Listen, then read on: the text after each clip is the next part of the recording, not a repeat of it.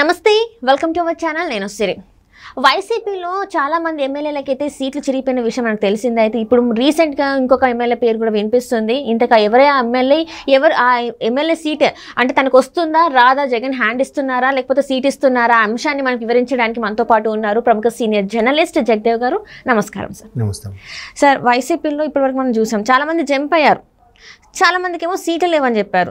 అయితే ఇప్పుడు సీట్లు ఇవ్వట్లేదు అన్న దాంట్లో చాలా మంది బయటికి వెళ్ళారు. అయితే ఇప్పుడు ఇంకొంతమంది ఉన్న వాళ్ళలో కూడా వాళ్ళకు కూడా సీట్లు ఇవ్వట్లేదు అని చెప్పేసి చెప్తున్నారు. రీసెంట్గా ఒక పేరు అయితే మళ్ళీ బయటకు వచ్చింది. జనసేనలో గెలిచిన ఎమ్మెల్యే వైసీపీలోకి వచ్చారు, రాపాక వరప్రసాద్. సో ఇప్పుడు తనకు కూడా తత్వం బోధపడింది అని చెప్పేసి తనే చెప్పడం జరుగుతుంది. సో తనకి కూడా సీటు ఉంటుందా ఉన్నదా అన్న ఒక డైలమాలో ఉన్నారు. అంటే ఇంతకీ జగన్ గారు మరి తనకు సీట్ ఇస్తారా ఇవ్వరా సార్, ఎలా చూడాలి అసలు?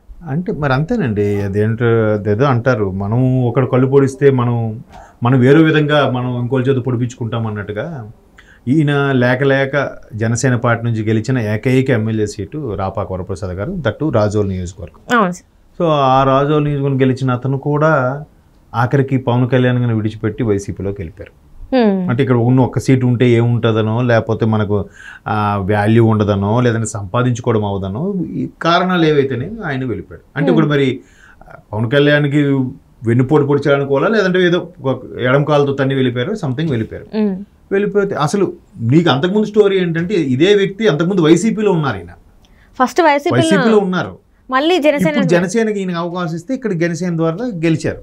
మళ్ళీ ఇప్పుడు ఆయనకి జనసేన టికెట్ ఇస్తామా ఇవ్వమా ఏమీ క్లారిటీ చెప్పట్లేదు, ఊరించి ఉసుగొలుపుతున్నట్టుగా ఉంది తప్ప క్లారిటీ లేదు. మరోవైపు అమలాపురం ఎంపీ సీటుకి మీరు వెళ్ళండి పోటీ చేయండి అంటున్నారంటే క్లారిటీ లేదు. మరోవైపు ఈ రాజోలకు కూడా వేరే వ్యక్తుల్ని, ఆయన పేరు మర్చిపోయాను, ఆయన కూడా మొన్న ఇప్పుడు చూసాను న్యూస్లో, ఆయన వేరే వాళ్ళకి ఛాన్సెస్ ఇచ్చి ఆయనకు కూడా అక్కడ ఇస్తామన్నట్టుగా చెప్తున్నారు. ఇప్పుడు మీరు అన్నట్టు తత్వం అంతే కదా, ఇప్పుడు గుర్తు రావాలి ఆయనకి, అరే అవును కదా ఆ రోజు ఆయనకి అనవసరంగా ఆయన పక్క పెట్టేసి ఆయన తోసేసి ఇందులోకి వచ్చేసాను కదా అని ఫీలింగ్ ఇప్పటికైనా రియలైజ్ అయితే సంతోషం. బట్ ఇప్పుడు ఛాన్స్ ఇవ్వట్లేదు జనసేన టీడీపీ ఎవరికి, ఎలాంటి వాళ్ళకి ఛాన్స్ ఇవ్వట్లేదు. అది మాత్రం ఖరాఖండిగా ఖచ్చితంగా చెప్తున్నారు. మొన్న తాడేపల్లి గూడెంలో జరిగిన సభలో చూస్తే పవన్ కళ్యాణ్ గారు చాలా బాగా మాట్లాడారనిపించింది. అంటే ఇటువంటి వాళ్ళకి మరలా మేము దగ్గర చేర్చుకోము, హక్కును చేర్చుకోము, ఎవరికి భయపడేది లేదు.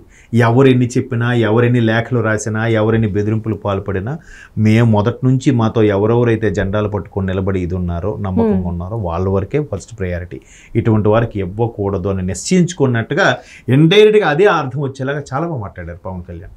మోరోవర్ ఇప్పుడు ఆయన 6% ఓటింగ్ని కాస్త 10 నుంచి 12% పెరుగుతున్న నేపథ్యంలో నాకు ఇంకా పూర్తిగా గవర్నమెంట్ ఫామ్ చేసే ఇంత ఓటింగ్ పర్సంటేజ్ రావట్లేదు. దానికి కారణం ఎవరు? ఈ ప్రజలే, ఈ ఓటర్లే. సో అలాంటప్పుడు నాకు ఖచ్చితంగా ఒక పెద్ద పార్టీతో, అనుభవజ్ఞ ఉన్న పార్టీతో, అనుభవజ్ఞ అధినేతతో కలిసి పనిచేయడం నాకు ఫ్యూచర్లో అవసరం, నాకు ఆ అనుభవం అవసరం. పైగా మన ఏజెంట్లు కానీ, పోలింగ్ ఏజెంట్లకు ఎప్పుడైనా పనిచేశారా? మన కార్యకర్తలకి ఎన్నికల నిర్వహణ అంటే తెలుసా? వీళ్ళందరికీ ఏం తెలియదు. మన వాళ్ళందరూ కొత్తగా ఉన్నారు, వాళ్ళందరికీ టీడీపీ లాంటి అనుభవం పార్టీతో సమన్వయంగా కలిసి వెళ్తే వీళ్ళకి కూడా పోలింగ్ బూత్ ఏజెంట్లుగా ఎలా ఉండాలి, ఎన్నికల నిర్వహణలో ఎలా ఉండాలి, షెడ్యూలింగ్ ఎలా ప్లాన్ చేయాలి, ప్రతి నియోజకవర్గంలో ఎటువంటి వ్యక్తులతో మనం కలిసి నడవాలి, అవన్నీ కూడా అనుభవం వస్తాయి. కాబట్టి ఎవరిన్ని లేఖలు రాసినా, ఎవరిన్ని ఇలాంటి చేసినా కూడా నేను టీడీపీతోనే కలిసే పోటీ చేస్తాను, గవర్నమెంట్ ఫామ్ చేస్తున్నాం, అంత క్లారిటీగా ఉన్నాడు ఆయన.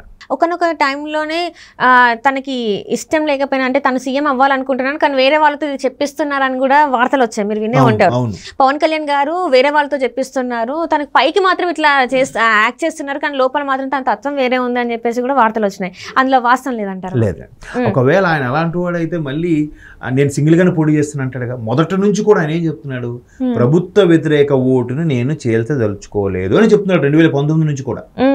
2019లో సరే వీళ్ళందరూ, ఈ మహానుభావులు అందరూ సోకాడు, పవన్ అన్న నువ్వు సూపర్ అన్న, తోపన నువ్వు పెట్టావు, నువ్వే సీఎం అయిపోతావు, ఆయన ఆడియో ఫంక్షన్కి వెళ్ళినప్పుడు కూడా గోల సీఎం పవన్ అని. ఏమైంది? అంటే ఇక్కడ తెలంగాణలో ఎలక్షన్ జరిగినప్పుడు కూడా ఆంధ్రాలో వద్దన్నా, నువ్వు ఇక్కడికి రా, తెలంగాణలో నువ్వు పోటీ చేయి, మేము ఇక్కడ గెలిపించుకుంటే ముఖ్యమంత్రిని చేస్తామని చెప్పిండ్రు. మరి చెప్తారు, ఎంతమంది చెప్తున్నారు అలాగా. రాజకీయం, సినిమా, అందుకే ఆయన చిరంజీవి గారిలా ఆవేశపడిపోవట్లేదు, తూచి వెళ్తున్నాడు. చిరంజీవి గారికి ఆవేశపడలేదు కానీ చిరంజీవి గారిని మభ్య పెట్టారు, చాలామంది మోసం చేశారు అప్పట్లో. కాబట్టి అది పెద్ద స్టోరీలండి. బట్ ఈయన అలా కాదు, జాగ్రత్తగా వెళ్తున్నాడు, జాగ్రత్తగా ఆచితూచి అడుగు వేస్తున్నాడు. అదే మంచి పద్ధతి. ఒక రాజకీయం అంటే ఆ ఓపిక సహనం ఉండాలి. ఇప్పుడు కాకపోతే 2029కైనా మన గవర్నమెంట్ ఫామ్ చేస్తామనే కాన్ఫిడెన్స్తో ఉండాలి. నిజంగా అమ్మ 2 సీట్లలో ఓడిపోతే మళ్ళీ 3వ రోజు బయటకు వచ్చాడమ్మ ప్రజల్లోకి. గాజువాక ఓడిపోయాడు, భీమవరంలో ఓడిపోయాడు కదా. 2 సీట్లలో ఓడిపోతే మరొక లాంటోడైతే తల వంపుతో తలదించుకొని, ఇప్పుడు చిరంజీవి గారు ఉన్నారు 18 సీట్లతో ఉన్నారు ఆయన పిఆర్పి. ఉండొచ్చు కదా, అలా కంటిన్యూ అయితే నెక్స్ట్ సీఎం అయ్యేవారేమో. మరి ఆయన ప్రజలు తట్టుకోలేకపోయారు, ఇతర కారణాలు తెలియదు, కానీ తీసుకెళ్లి కాంగ్రెస్ అప్పుడే అలా కంటిన్యూ అంటే అయ్యేవారేమో. అంతమంది 18 మంది ఎమ్మెల్యేలు ఉన్నా కూడా ఆయనే స్ట్రాంగ్గా లేకపోతే, ఈయనకి అసలు ఒక్క ఎమ్మెల్యే కూడా లేదు, గెలిచిన ఒక్క ఎమ్మెల్యే కూడా ఈయన రాపాక్ గారు అటు వెళ్ళిపోతే ఇంకెలా ఎవడైనా నిజంగా ఉంటాడా? విదేశాలు పారిపోతాడు ముఖం చూపించలేక. 3వ రోజు మళ్ళీ ప్రజల్లోకి వచ్చాడు. మీ నమ్మకాన్ని నేను చూరగొనలేకపోయాను, మీ నమ్మకాన్ని నేను నిలబెట్టుకుంటాను, నన్ను నమ్మండి, నాకు అవకాశం ఇవ్వండి అని మళ్ళీ స్టార్ట్ చేశాడు. 2000 అప్పుడు కూడా చెప్తున్నాడు, ఖచ్చితంగా ప్రభుత్వ వ్యతిరేక ఓటును చేల్చను. ఇప్పుడు మొన్న అప్పుడు టీడీపీ కూడా 60 స్థానాల్లో సెకండ్ ప్లేస్కి వచ్చేయడానికి కారణం జనసేన వేరేగా పోటీ చేయడం వల్ల. చాలా క్యాలిక్యులేషన్ ఉన్నాయి, మీరు చూస్తే అర్థమవుతాయి. సో ఈసారి అలా చేయను. ఖచ్చితంగా ఆ ప్రభుత్వ వ్యతిరేక విధానాలు ఏవైతే ఉన్నాయో వాటిని ఖచ్చితంగా ఎండగట్టాలి. ప్రశ్నిస్తున్నాను. ఎంత దారుణమైన ప్రభుత్వం ఎప్పుడూ చూడలేదు. కంపల్సరీగా మనం ప్రభుత్వం వైపు ఉంటాం. మనం టీడీపీతో కలిసి ప్రభుత్వాన్ని ఫామ్ చేస్తాం. తప్పే ఉంది. ఇప్పుడు ఒక పెద్ద దేశానికి చిన్న దేశం సపోర్ట్ మద్దతుగా ఉండి 2 అలయన్స్ అవ్వకూడదా? ఐక్యరాజ్య సమితి అనేది దగ్గర 140 దేశాలతో అప్పట్లో ప్రపంచ యుఎన్ఓగా ఏర్పడింది, అన్ని దేశాలు కలిపి ఒక సంస్థగా. అలాగే ఒక దేని మీద పోరాడాలంటే ఒక పెద్దోడితో చిన్నోడు జత కట్టచ్చు, ఒక చిన్నోడితో పెద్దోడు జత కట్టచ్చు. అంటే ఇప్పుడు మరి వరప్రసాద్ గారి నెక్స్ట్ స్టెప్ ఎట్లా ఉంటుంది? ఇప్పుడు అక్కడ సీట్ వస్తుందా రాదా? అంటే ఇప్పటివరకు మనం చూస్తున్నట్టయితే ఎవరికి కూడా అంటే ఎమ్మెల్యేగా ఉన్న ఎమ్మెల్యేకి అయితే సీట్ ఇవ్వలేదు. మనం చూస్తే వైసీపీ 90 స్థానాల వరకు ఇవ్వట్లేదంటమ్మా.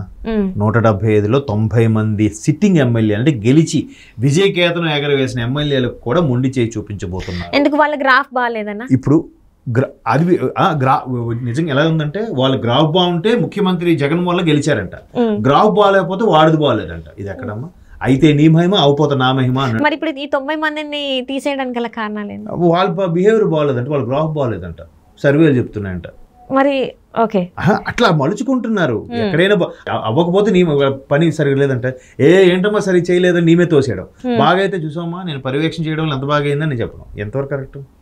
అట్లా ఉంది ఇక్కడ. బాగుంటే నా ఫోటో వల్లే, నా పనితనం వల్లే, నా తీరు వల్లే మీ క్రేజ్, బాగాలేకపోతే మీ బిహేవియర్ బాగాలేదంట. అట్లా చేస్తున్నారు. సో ఇప్పుడు ఏమవుతుందంటే ఆయనకి తత్వం బాధపడుతుంది. లాభం ఏంటి? ఇప్పటికి అర్థం అవ్వాలి. ఇక్కడ 2 ఏళ్ళ ముందుటే అర్థం అవ్వాలి. RRR గారు లాగా. RRR గారు ఫస్టే అర్థమైనా అన్నది. అలాంటి వాళ్ళు నెల్లూరులో ఆయన గారు, ఇంకో ఆయన రీసెంట్గా లావు, ఒంగోలు, వీళ్ళందరూ కూడా ముందు తత్వం బాధపడిన వాళ్ళకి అందులో ఈయనొకడు. పైగా అట్లా చూసారా, కట్టుకున్న భర్తను వదిలేసి ఇంకోటి వెళ్ళిపోతే మళ్ళీ ఇంకా అది వస్తే చారదీస్తాడమ్మ వాడు. ఏ ముఖం పెట్టుకుని వెళ్ళగలుగుతాడు? ఇప్పుడు తత్వం బాధపడుతుంది. సరే కానివ్వండి, ఎవరు రియలైజేషన్ వాళ్ళకు ఉంటుంది.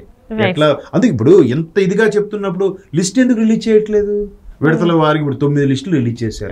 175 మంది 9 సార్లు. అంటే ఇంకా మారే ఛాన్సెస్ ఉన్నాయి, వచ్చే ఛాన్సెస్ ఉన్నాయి. 170ని 3 భాగాలు చేసి 3 లిస్టులు ఏదో వచ్చు కదా, అంతే కదా.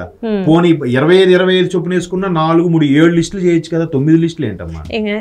అంటే ఇంకా క్లారిటీ లేదు. భయము, ఎవరిని పెడితే బెటర్, ఎవరిని పెడితే వస్తుంది అన్న డైలమాలో ఉన్నారు. ఇది ఎప్పటి వరకు అవుతుందో చూడాలి. Right sir.